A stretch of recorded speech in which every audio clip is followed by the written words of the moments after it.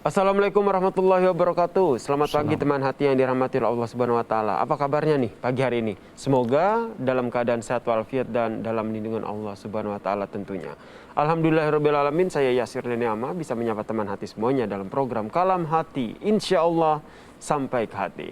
Pagi hari ini saya masih ditemani dengan Ustadz Solmed. Assalamualaikum warahmatullahi wabarakatuh, Ustadz. Waalaikumsalam warahmatullahi wabarakatuh, Kak Yasir. Sehat ya, Ustadz ya? Alhamdulillah walafiat. Alhamdulillahirabbil alamin. Nah, teman hati yang dirahmati Allah Subhanahu wa taala, topik kita pada pagi hari ini adalah dahsyatnya fitnah. Wih, ini sedahsyat apa nih fitnah? Karena kalau kita lihat fitnah ini terkadang dianggap sepele, Ustaz.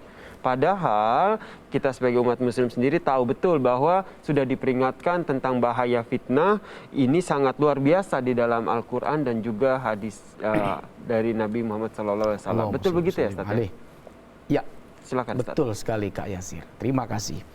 Bismillahirrahmanirrahim. Assalamualaikum warahmatullahi wabarakatuh. Alhamdulillahirabbil alamin. Assalatu wassalamu ala nabiyina Muhammadin sallallahu alaihi wasallam wa ala alihi wa ashabihi ajmain. Teman hati di mana saja, berhati-hatilah dengan fitnah. Karena sudah diingatkan oleh Allah buat kita semua ini bahwa fitnah itu lebih sadis. Kalau kejam itu mungkin masih di bawahnya sadis. Al-fitnatu asyaddu minal qatl.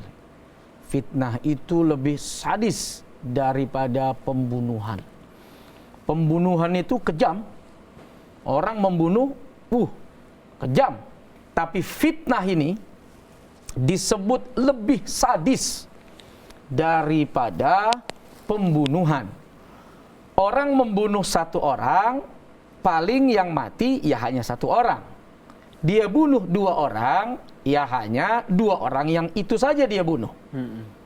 Tapi kalau seseorang sudah memfitnah, maka yang terbunuh bukan hanya dirinya, tapi seluruh keluarganya, orang-orang yang dekat dengannya, orang-orang yang selama ini bersama dengan dirinya, dari mulai yang atas sampai ke bawah, atau mungkin sampai nanti ke cucu-cucunya, itu bisa terkena imbas dari pembunuhan fitnah ini. Pembunuhan apa? Pembunuhan karakter. Fitnah itu bukan membunuh fisik, tapi membunuh karakter, tapi lebih dahsyat. Kejamnya, sadisnya daripada membunuh fisik. Karena anak yang tidak tahu apa-apa bisa ikut dimusuhi. Cucunya yang tidak mengerti apa-apa bisa ikut dipergunjingkan. Istrinya yang tidak tahu apa-apa bisa ikut mendapatkan imbasnya. Bahkan selama ini yang mungkin ekonominya bagus, kontrak nggak diputus. Akibat apa?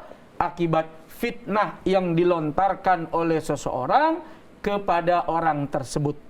Makanya fitnah itu lebih sadis daripada pembunuhan, Kak Yasir. Satu waktu ada seorang laki-laki, Sa'id ibn Zaid, difitnah oleh seorang perempuan yang bernama Urwah. Fitnahnya kelihatannya sepele. Dituduh ngambil tanah milik Urwah. Engkau ngambil tanah saya ini. Sa'id merasa sakit hati. Dia bilang, saya tidak pernah mengambil tanah siapapun. Saya ingat janji Nabi SAW bahwa orang yang mengambil tanah walaupun sejengkal, nanti di akhirat dia akan dikalungkan dengan tanah itu sedalam 7 lapis bumi ke bawah. Jadi tanah biar sejengkal itu mahal, Kak Yasir. Kenapa? Karena dalamnya nggak keukur. Walaupun sejengkal. Kalau tanah itu ada emas bagaimana? Kalau ada sesuatu yang berharga bagaimana? Jadi jangan sepelekan itu tanah walaupun sejengkal itu. Nah, itu dosanya besar. Nah, Sa'id difitnah. Apa kata dia? Ya Allah, kalau seandainya perempuan ini bohong, maka butakan matanya sebelum dia mati, dan matikan dia di tanah tersebut. Wah, dahsyat ini. Di dunia ini doa orang yang kena fitnah ini luar biasa, Kak Yasir. Apa yang terjadi? Sebelum perempuan ini mati, matanya buta. Dan dia jatuh, terperosok, terpeleset di tanah tempat di mana dia memfitnah Said. Hati-hati. Dosa orang fitnah ini, karena sangkin sadis dan kejamnya, bukan cuma di akhirat dia dibalas, tapi di dunia orang yang memfitnah ini bisa mendapatkan balasan kontan, spontan, langsung dari Allah Subhanahu wa taala. Kalau yang difitnah dia tidak terima.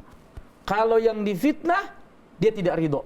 Kalau yang difitnah dia munajat, dia memohon kepada Allah Subhanahu wa taala atas fitnah yang terjadi yang tidak dia lakukan.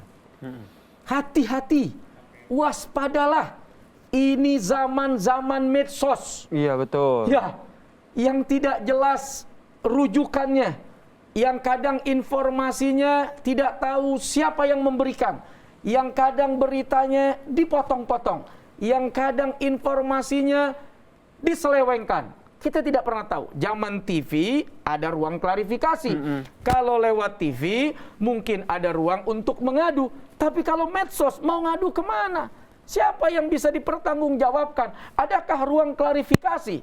Sementara selama ini kadang medsos dijadikan alat untuk mengambil pundi-pundi rupiah. Makin beritanya mantap, makin dipotong, makin judulnya bikin penasaran, makin banyak diklik, makin banyak dibuka, makin banyak follower, makin banyak rupiahnya.